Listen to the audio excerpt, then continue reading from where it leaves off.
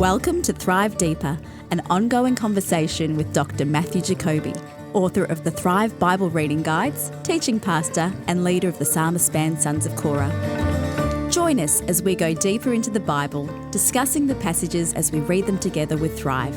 Now here's your host, DJ Payne. G'day and welcome to episode 12 of Thrive Deeper. Yes, it is I, your humble host, DJ Payne, and excited to bring you this week's episode where Matt and I finish off the book of Ephesians. We really go there. This is finishing off. We go to everywhere from the patriarch and how families are supposed to fit together, all the way to demonology about the spiritual realm. Yeah, that's right. We go all over the place on this week's episode. But we kick it off with a question from you. And we love your questions. Matt and I really love to get and answer your questions. So stay tuned, because at the end of the discussion, I'll be back and letting you know how you can send us your questions about what you're reading in Thrive. But without further ado, after the break, we're going to jump straight into it with Matt and I talking about this last section of the book of Ephesians. Well,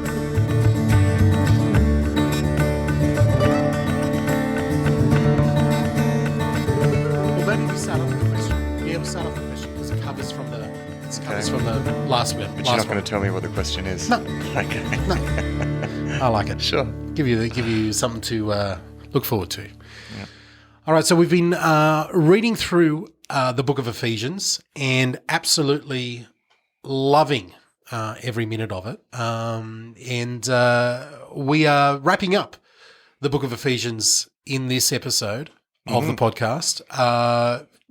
As we move into future readings with Thrive. Now, off the back of the last couple of episodes and reading through Ephesians, we're going to kick it off this week a little bit differently. We've got a question. We've got a listener submitted question. Fantastic. Bring them on. Bring on the questions. Okay, yes, we need more of them. So please jump into our Facebook group, onto our website, thrivetoday.net.au, and submit a question. We've got a question from Shireen, I think it is, and she says, "Hi, just reading today's reading in Ephesians 4, and I have a question. What's the difference between an apostle and an evangelist? I feel as though if someone were asked me to explain what a prophet, a pastor, a teacher, an evangelist is, I could easily explain it and could easily list people in our current day who are in such roles. I suppose the confusion is because I see evangelists and apostles as having very similar roles. The only thing I could think of was that maybe evangelists are more public people and apostles work more on one-on-one. Anyway, it was just something that got me thinking today, and she thought she'd throw it to us. Now, it's kicked off a great discussion here in the group, but I thought I would pass it on to you, okay. Matt. Interesting question. First of all,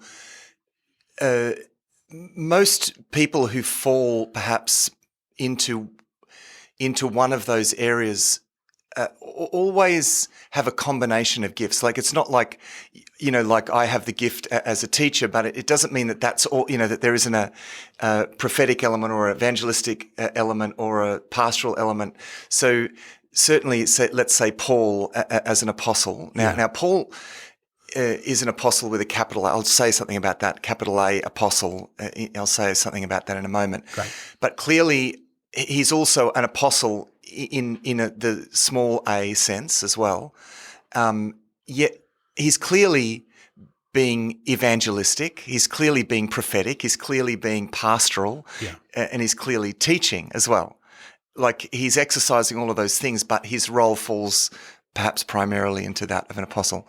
Now about the capital A and the small a thing. Now, look, there is actually been a lot of discussion as to how we apply these things. And we touched on it briefly. We did touch on it. Yeah. Episode. And I come from a very skeptical, sort of mindset when it comes to someone wanting to wave a banner over themselves as an apostle, because the weight of that title and what it is used and in Scripture, I like, whoa, yeah. So you're thinking positionally that it implies a certain position in the order of God's capital work. A. Yeah, that's the capital A. The capital A. And because, of course, there are the 12 apostles, and I'm not talking about the ones down the coast here in Australia off the big rock formations. I'm actually talking about the original 12 apostles. And there's Paul as this sort of 13th apostle to the Gentiles. These are apostles with capital A because they have a particular foundation building role. So Paul himself, in fact, says, the church is built on the foundation of the apostles and the prophets. And he understands that there is this capital A apostolic role that is about it's something similar actually to the Old Testament prophets, Moses included, which is about laying the foundation, foundational teachings of the church. So that is on that level, apostle, that is quite a unique role. Yes. And that's what you're calling an apostle with a capital A. That's the capital A. That is a unique role. Now, of course, there are certainly traditions that would say, no, that continues. So, for example, in the Catholic tradition, they would believe that continues, so namely in the Pope, in fact. I would be more comfortable with seeing that in accordance with what Paul himself says. It's a foundational. The church is built on the foundation of the apostles and prophets. Once a foundation is laid, that's that's done. So that's capital A, apostle. There is, however, so that's the position. However, within the position, there is a gifting, because actually in this chapter, he's not talking about positions so much. He's talking about giftings. Yes. Right? That's the point. Yeah. So what we need to focus on here is these as different kind of giftings.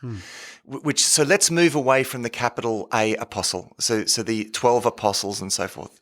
That's actually not, I don't think, what he's talking about here. He's talking about a certain kind of gifting. Now, so how does that differ from evangelist or the others? Any other ones? Yeah, that's right. The apostolic gifting, actually the Greek word is related to the root word to send. So it's either one who is sent or one who sends, or probably the both. So it's different to. It differs from an evangelist, probably in the sense that it's more of a leading kind of. This is Paul not just as an evangelist, but as someone who is a movement leader, who plants churches. So it's more at that level. Evangelists, and again, it's hard to be clean cut about this. In fact, I don't think Paul is intending to be really clean cut. I don't think he has clean cut categories. Not in this passage. No, not in this passage. So let's not be too clean cut about it. But as an approximation, I'd say, the evangelist is that outreach, kind of person to person outreach. Let's just put Billy Graham and so forth out, because at times Paul looks like that. So that's the tip. I think that can be the confusion. Yeah. So, Paul is this movement leader. He has this church planting thing going. He's actually responsible for many different churches, whereas your classic evangelist would be a bit more grassroots, person to person sort of thing. Look, I mean, that's an approximation. Can I jump in here and say, and tell me if I'm wrong, Matt, if there is maybe a little bit of, depending on the culture that you've grown up in, the type of church that you've grown up, sometimes we get this idea that you have a gift, singular, full stop, and that's it's almost like the people who talk about personality types. Oh, you're an extrovert, and they want to put you in a personality box. They chart you and they tick that box and you're in that. It's almost like a church spiritual way of saying, oh, here's your personality box. You've got this type of gift and you're locked into that. And I was always taught that because the gifts came from the Spirit, because Christ through the Spirit gave us gifts, that depending on the circumstance that you were in, you see different, the Spirit doing different work in your life and enabling you to do different things. And we sort of see that in the life of Paul being a massive example and probably too big of shoes to fill. But he is, like you said, capital A, apostle. That's his position. Yeah.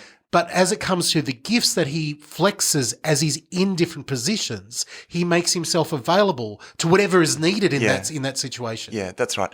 I think, however, and this discussion probably fits into the whole picture of the body and different parts of the body, Yes. and recognizing that actually there are different gifts. We don't all have all of the gifts. No. And yet, to some extent, we should all exercise an element of all of the gifts. That's what I mean. We should all be pastoral. We should all be evangelistic. We should all be equipped to teach to some extent. We should all, there's a sense in which we all need to take some leadership, but that doesn't mean that we're all leaders. It doesn't mean that we're all teachers, pastors, primarily. Yes. That's so. I think we can identify ourselves as being more oriented towards this area of gifting, but that doesn't necessarily exclude the other areas of gifting that we need to develop. Yeah. I'm always skeptical. You mentioned that of this approach that says, "Well, this is just who I am," and I can't do that. Well, actually, we need to be able to do a variety of things. I can do all things. I've recognised as a pastor, yes, my giftings lie in more in the teaching area, but there's an element of pastoral, evangelistic. There's a number of different gifts that I need to actually learn, even though won't major in those. But I think it's a good process for people to think about their giftings. It doesn't have to fit into these categories as well. That was something we said. It's not like, there's just 5 boxes and which one are you in? No, there are other lists actually. In Romans 12, there's another list of gifts there. In Corinthians, there's another list of gifts in Corinthians as well. And remember, the point of this passage wasn't Paul saying, and now I'm going to teach you about the 5 things in the body of Christ, and this is it. The point of this passage is Paul saying we have different things, we all fit together. That's the point, not a let's check a box. Yeah, that's right. Yeah. All right, so there's our question, kicking off very differently Thank this you morning. for that.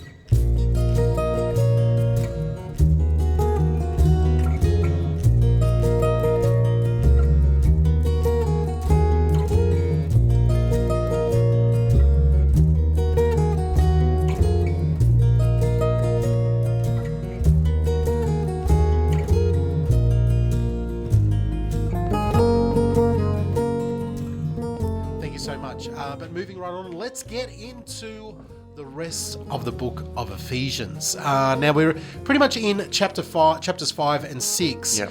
The beginning of chapter 5, we'll skip over it really quickly. Paul gets into some pretty heavy moral things that he's teaching the Ephesians and the churches around in some areas there, teaching them basically, and he sums it up in verse 15 of chapter 5, where he says, be careful then how you live. Don't be unwise but wise, making the most of opportunity because the days are evil. He's sort of giving them ideas of not being foolish, being wise, stay on track. This is what you're doing. And then, in light of that, and talking about what God the Father has done and what Christ Jesus has done for us, he then talks about submission when it comes to the home and roles and things like that. This causes a lot of controversy in the church today. So it's good to talk about.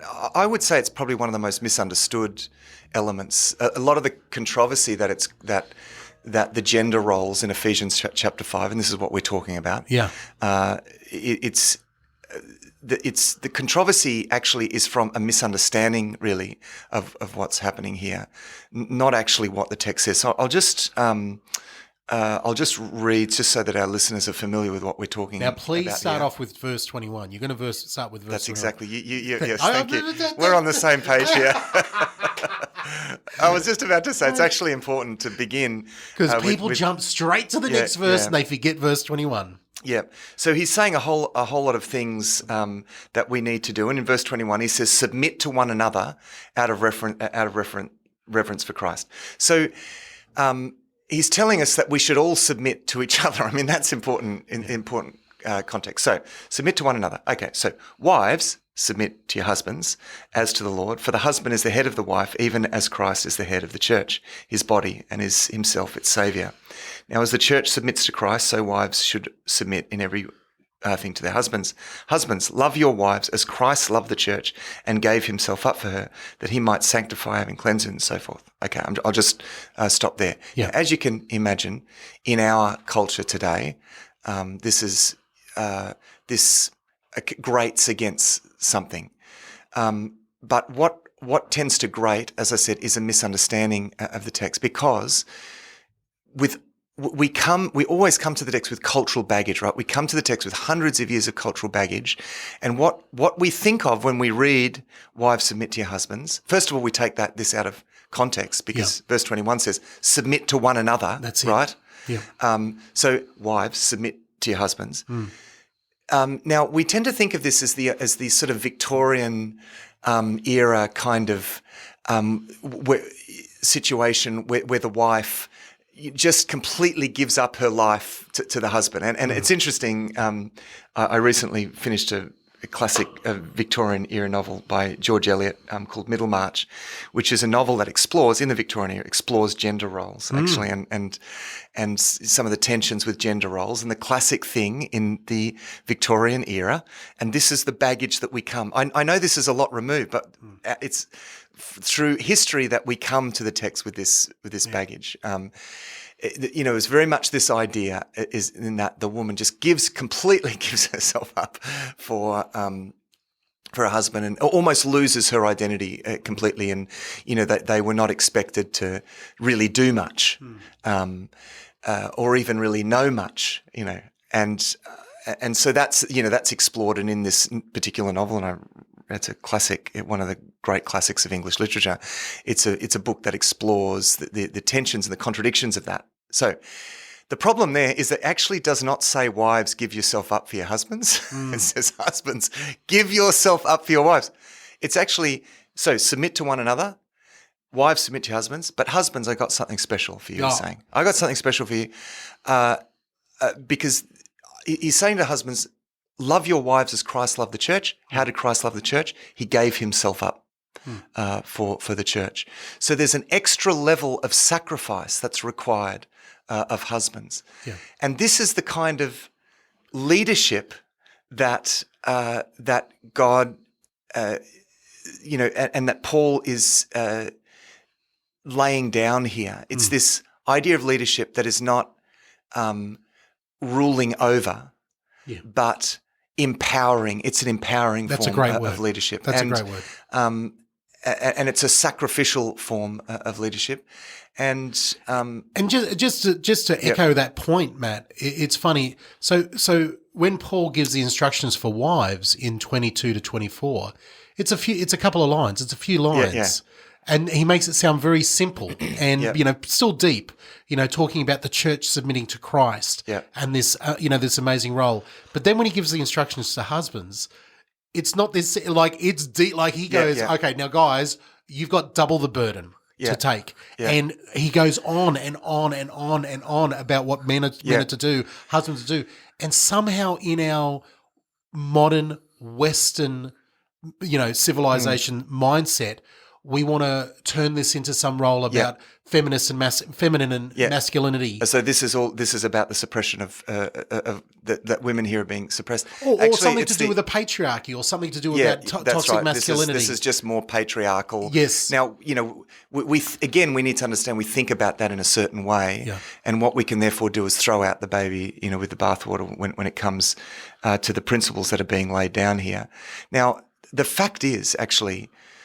Against the cultural backdrop of the time, Paul, this is really quite revolutionary. Yeah. Actually, these words to the husbands, you're not like Caesar in your households. Like you are to exercise this servant leadership in your household. So it's actually really countercultural.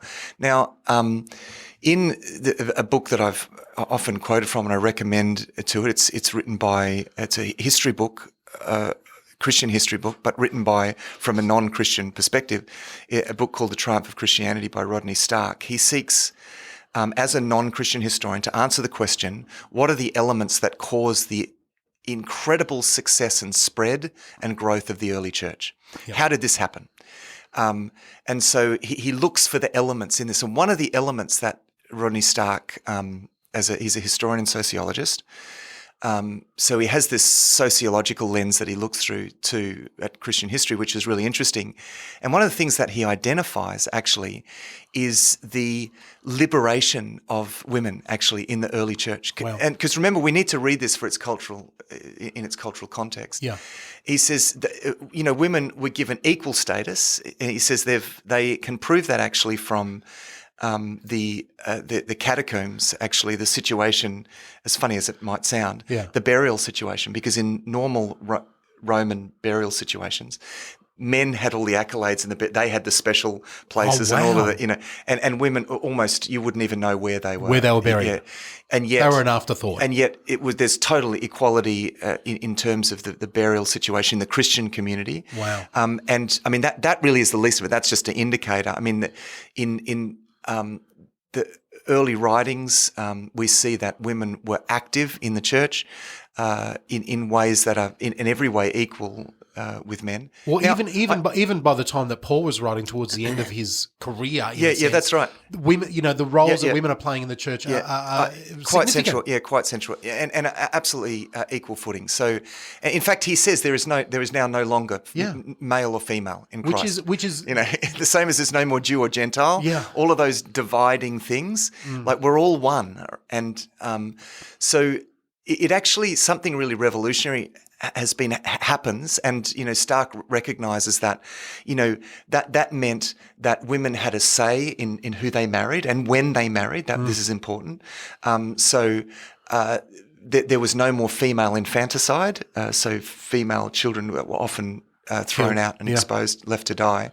That happened no longer. So because of the way that they were thinking about what God was doing. That's right, exactly. And the whole approach to gender actually was completely transformed. So far actually from the New Testament, feeding into the wrong kind of patriarchal suppression of women thing that is a cult, that is an unfortunate element of past history.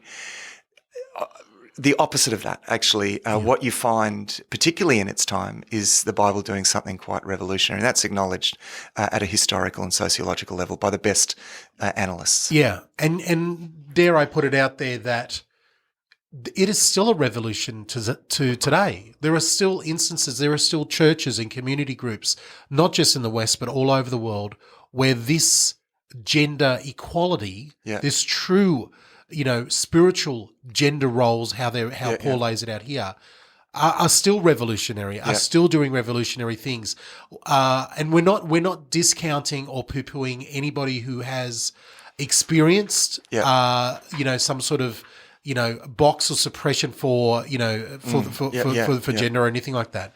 But we want to make light here that, Paul is talking very clearly as to what God's command is for us.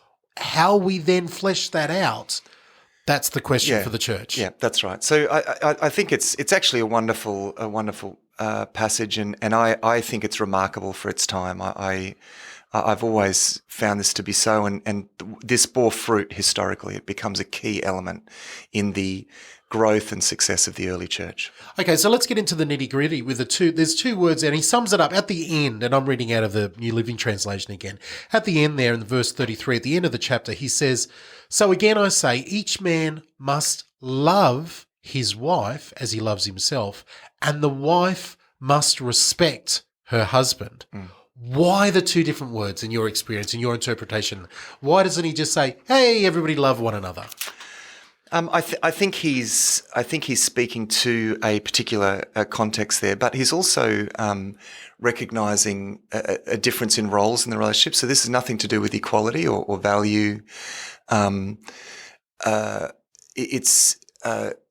there is a we can acknowledge here that he recognised that there are different roles for the gender, and I think he actually is speaking there to what is probably the most common abuses of that.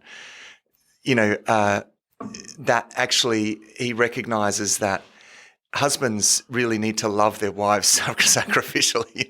There's too much ruling over, and and he's calling on the husbands really to take the lead in that, in so that actually they can be respected by their wives. Yes. Yeah. So he's, come on, guys, let's have some sacrificial style leadership, like as Christ gave himself up for the church, which makes it then possible for your wife to respect you. Isn't it funny? I know we're sort of dealing in stereotypes and generalizations now, but that's still true today, like nearly 2,000 years later. Those stereotypes of, even the most godly amongst us, and we're talking as two husbands here, two wonderful wives, where if we get in our own heads and get sidetracked from what Christ is calling us to do, our love for our wife, as far as that sacrificial love, like we have the mental love. Oh yes, of course, I love you. Yeah. We can just say yes, of course. But that exhibition, that day-to-day sacrificial love, can fade into the background, and then the respect that a wife should have for a husband, and not again, we're not talking over a lauding respect or anything like, just that natural respect that a woman has for a man in that relationship. It's all interconnected. It's all connected there, and it's so typical of what gets broken. Yeah, that's very true. And of course, you and I are the perfect husbands, aren't we? Wives, do not listen to this. Kate and Benita, you can skip this episode. We'll make sure you don't hear this one. All right, let's move right along on that note. We're heading into, we're wrapping it all up here. And, we head into chapter 6 of Ephesians, the final chapter here in this beautiful little 6-chapter book. One of the most common questions that come out of 6, I mean, of course, we're going to skip over a little bit. There's a bit, I'll just cover it really briefly, because there's a big question that people have asked us about. And we then get into, after he's talked about husband and wives, he talks about children, and talks about, how children and parents connect to one another. He talks about slaves and masters.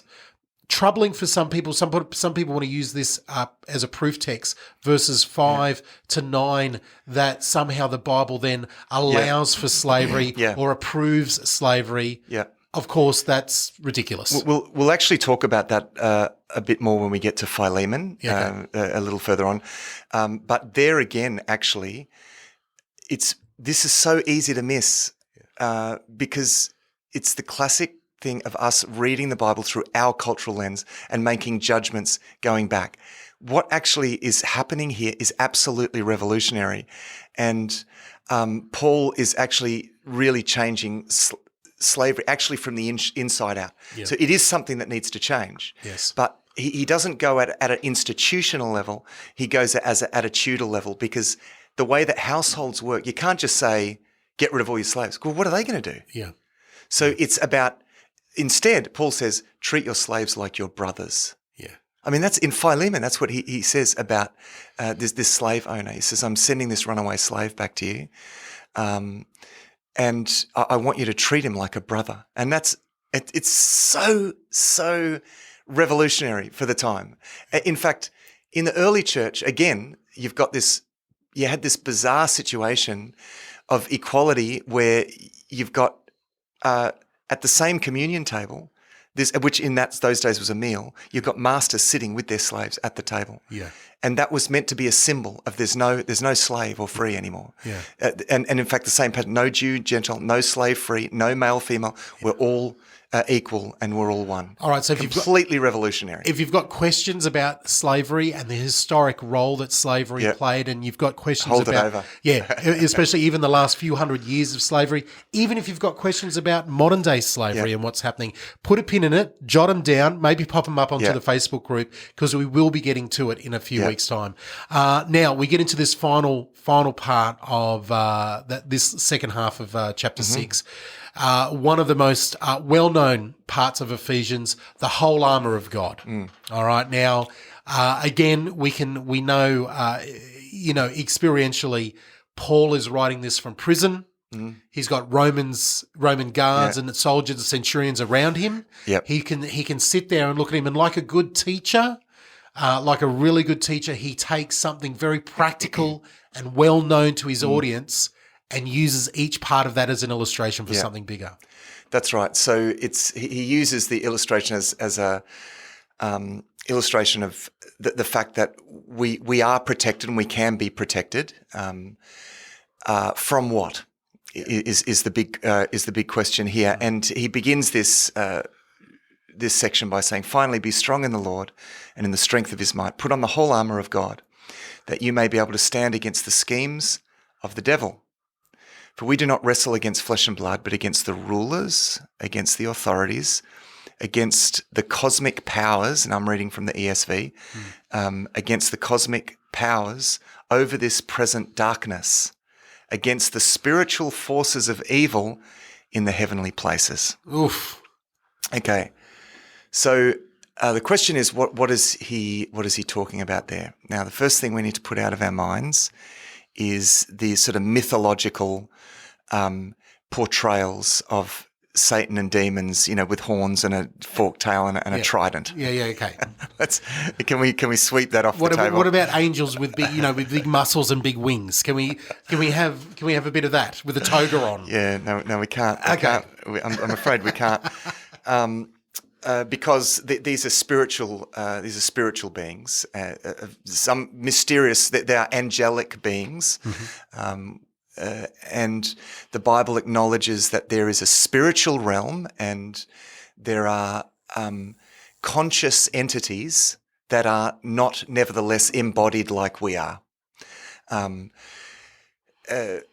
That's in summary. Now, Yes. there's a lot of. It's actually difficult to be systematic about.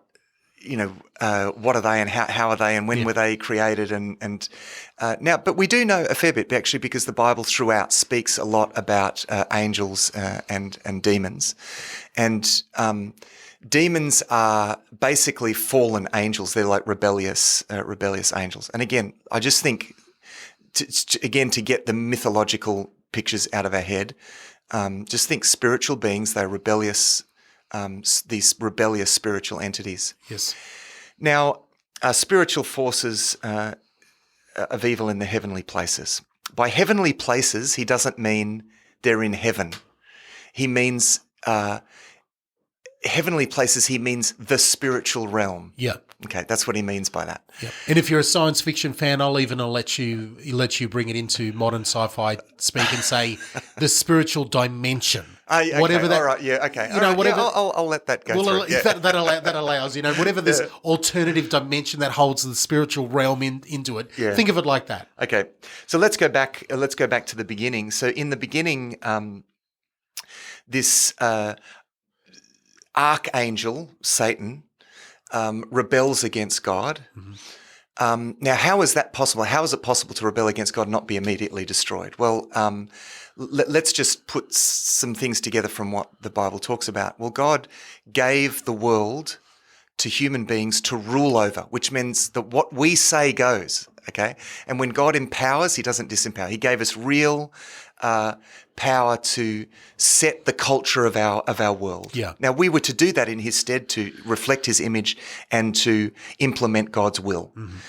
Now, even if we didn't choose to implement God's will, but chose something different, what we chose would apply authoritatively, which is why we've got the world we've got. Yeah. It's actually a lot of, this is why does God allow God was committed actually to us getting what we wanted. Yeah. And human beings got the world that we chose. We've successively chose over the generations. And let's I'm going to play Pollyanna for a second. We've made a lot of great choices over the years, humanity. As in, there are some great things. There's some great things as well. That's right. And when we do, that has positive impact. Anyway, so in the beginning, that choice, there was really, in a sense, an opportunity there. I'm just reading between the lines. Satan thinks, well, they've been given this realm to rule over. If I can trick them to sort of harboring, or coming along with me, if I can get them to rebel with me against God, it's almost this sense of Satan gaining permission from them to exist in the world. Yeah.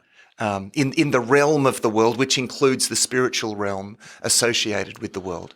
So you get this sense as you go through Scripture that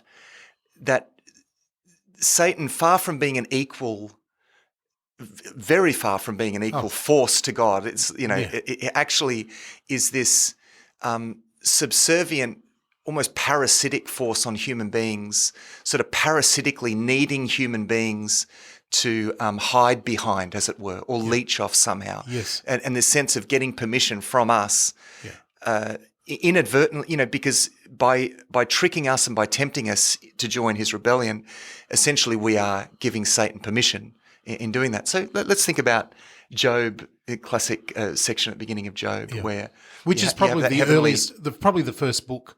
One of the earliest books that we have of the record of humanity is the book of Job. Yeah, that's right. And so you have this heavenly vision where all of the angels present themselves before God, and it says, and Satan comes with them actually, and God calls him to account. Where have you been? He's I've been wandering throughout the earth, going to and fro. Yeah. It's like a boast actually. Yeah. So I can go wherever I want in this world. And again, the implication is because these people have given me permission, which answers why God then says, but have you considered my servant Job? Yeah. He's not. Yeah. You can't touch him. Yeah. He's not giving you an open door, which is why the challenge is then to see if Satan can get Job to turn away from God. Because as long as Job is the way that he is, he's a threat, you see. He's a threat. And you sense this in the ministry of Christ. Interestingly, wherever Christ went, it's like his presence drew out the evil. His very presence drew out the evil. Yeah. And so wherever he went, you have these demonic beings manifesting in all these different situations, because his presence as the perfect man who was fully God, perfect, fully man, fully God, he poses a threat, right, to them, because it was mankind's job actually in the beginning. What mankind should have done is drive Satan out. Yes. They didn't do that. Instead, effectively, they invited him in. Yep. So what do we see Jesus doing? The very opposite. We find him drawing Satan out and driving him out. Away. And so that's, you see this spiritual battle, and we talked about that in a past episode with respect to Daniel and the dynamics there in, is it Daniel chapter 10? 9 and 10 or 11, that's right. 9 and 10, where we meet Gabriel, and Gabriel talks about fighting against the Prince of Persia, and these angelic kind of battles going on in some inconceivable sort of sense. So it's a reality, and Paul is pointing to that reality, and Jesus certainly pointed to that reality. I mean, he wanted to point out to his people that actually our enemy, you think the enemy is the Romans, actually they're not enemy.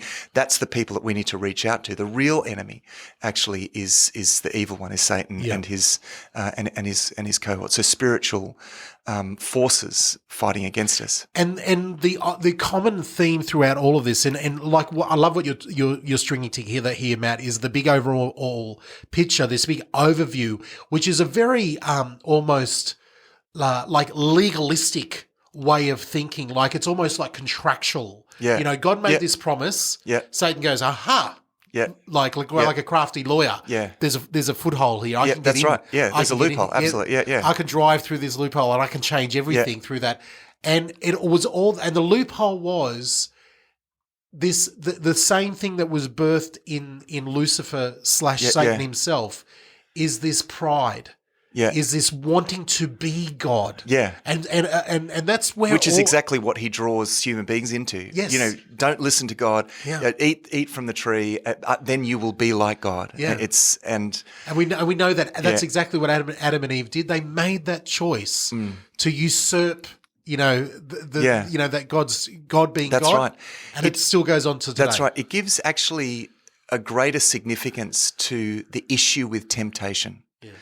The issue with temptation is not just that he wants to make us do bad things just because he's, evil, like twiddling his fingers. And actually it's because when we yield to temptation, essentially what we're doing when we yield to Satan's temptation is it's permission giving. Yeah. We're saying you have a right. You have a right to influence my life. You have a right to influence my family. You have a right to influence this realm. And so it's permission. It's a permission giving. This is the seriousness actually of temptation. And it's almost like if you're thinking about it in that role of authority, it's in each person's life. You're basically saying to the enemy, to Satan, the devil, whatever you want to call him, the enemy. You're basically saying, "Oh, you can rule with me. Yeah, I'll rule with you." You're giving him permission to rule. Yeah, that's right. It's permission giving, and it's like. Here's the glorious thing, and let's not just dwell on this. The glorious thing is that at the drop of a hat, at the moment, at the blink of an eye, you can turn to Jesus and say, "Enough." Yeah, that's right. Enough, and it's done. Yeah, that's right. And this is the because the moment it's guilt that keeps us tied. The contract. It's a good imagery actually, because the contract is sealed by our guilt. Yeah. Because as long as we're cut off from God, we're powerless to resist that influence. Yeah. But the moment guilt is broken over our lives, we again are empowered, and Satan has no hold over us. So that moment of taking our guilt to God, which we don't have to make it go away. We bring that to Christ, and the moment that is lifted off us, we're free from that contractual connection. And I'm using we're using a metaphor here. I want to be careful with how we do this. Yes. Now the other thing that I think is important to point out, and that some people ask me, is it possible for a Christian then to be possessed by the devil? And this is all about terminology. This is terminology because actually, it certainly is possible for us, as we know, to be tempted and influenced, because that's up to us. We can be if we yield to temptation, we're giving that permission, as it were. And if we couldn't be affected by the enemy, then Paul wouldn't have. Yeah, that's right. Yeah, exactly. Then he wouldn't have this passage in there. And as you've rightly said, as we bring that and confess our guilt, that it's lifted from us, and the tie is broken. The problem, the misunderstanding is with that word possession. Actually, it never appears in the Greek text. No. It was the word demonatio in Greek is just, it's actually more like demonized when Jesus came across people. Yes. They weren't demon-possessed; they were demonized, literally, in the Greek.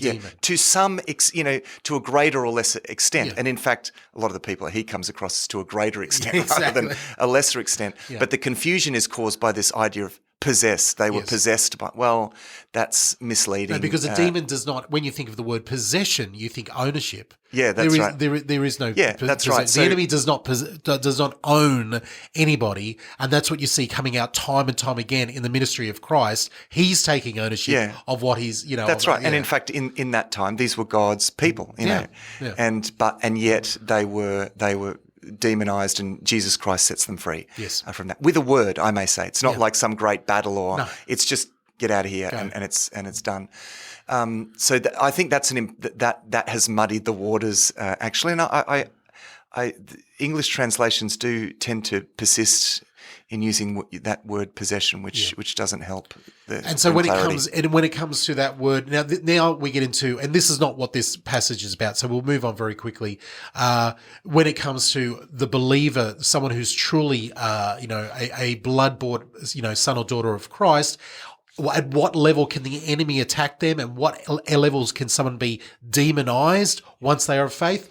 I think that's a very one-on-one case. I don't think, I don't think you can say some blanket statement like, "Oh no, because I'm a believer, I can do anything and I can go anywhere, and the devil can't touch me." Well, be careful. Be careful. You're relying too much on yourself. Rely on, and this is the practicality of Paul that I love so much in these verses here from verse 13. He says, "Right, here we go, God's armor," and all of these points practically, ensuring and stabilizing the Christian in every aspect of their life, so they are able to fight against the enemy. It's beautiful. That's right. And all of the elements of the armor in that metaphor that he uses are things that are given to us. We're given righteousness, and we're clothed in that gift. We're given the truth. We're given that peace. The feet fitted ready with the gospel of peace. It's something, you have peace with God. You don't need to, you're forgiven, you're set free. So wear that forgiveness, wear it like armor. Yeah. Don't allow the devil to lie to you and keep you in condemnation. And that's what he's wanting to get across. Yeah, fantastic. Okay, well, that wraps it up for the book of Ephesians. He has this final little, goodbye. Pray for me, pray for everybody. He really gets I love that personal touch in verse 19 and 20 where he says, hey, listen, I'm in chains and I keep on preaching. Yeah. Pray that I will still be bold. He sort of lays it out. He asks for prayer about himself. And then he's talking about, sending, is it Tychicus? Yeah, that'll do. He's sending this with a person and he's going to give them a full report. And that personal touch at the end, I love that humanity side we see. Yeah, I love that actually about the letters. Perhaps we might expect something more idealized, some streamlined piece of, but actually this is written to particular people at a particular time because this is real. This is a real movement in real time. It's really practical. Things are happening here. It's not just ideals. A lot of material that you have, for example, in the Stoic philosophers or the other writings of the time, it's all highly idealistic, talking about things that are so far removed and in many cases not even possible. And yet the writings here are so practical and it's so realistic. It's not only is it possible, but it's happening. It's actually happening right there. And Paul is speaking into that and feeding that thing. So it's a wonderful and inspiring record.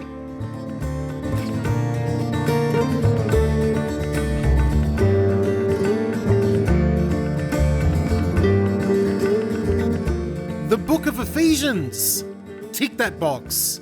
Well, at least for now. We've enjoyed going through it. I hope you've enjoyed listening to us go through it as you've been reading along in Thrive. Now, we answered your question at the beginning of this week's episode, and we need your questions. We love getting your questions about what you're reading in Thrive. And I'm going to give you one simple way on how you can get those questions to us today. And that is by joining our Facebook group. We have a private Facebook group on Facebook. It is at facebook.com/groups/Thrive Deeper. Again, facebook.com/groups/Thrive Deeper. You can ask to join, you'll be admitted straight away, and you can join nearly 400 other people as they ask their questions. Well, until next week, we'll talk to you then. There's been DJ Payne for Thrive Deeper.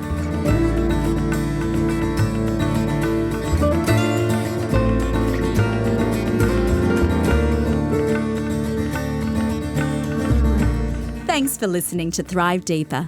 If you have questions you would like answered, contact us on Facebook at facebook.com/Thrive Deeper or at the Thrive Today website, where you can also subscribe to the Thrive Daily Bible Reading Guide.